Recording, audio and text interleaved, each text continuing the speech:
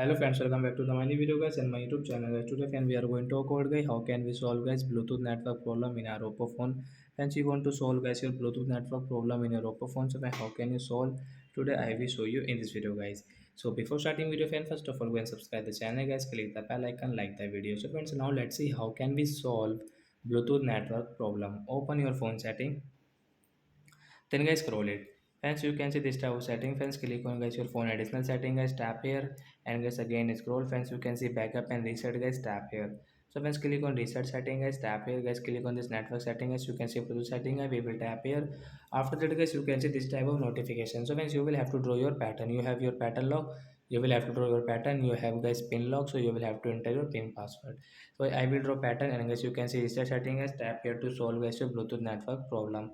After that guys, come back and friends your problem will solve guys, your Bluetooth network problem guys will solve, and guys you can use guys your Bluetooth setting without any problem guys. After that guys, you have any problem guys related to guys your phone Bluetooth setting guys, so you can ask me in comment section, and guys take out your screenshot from your phone model number and guys send me on comment section. I will check, I will help you. That's it guys, thanks for watching the video. Bye guys.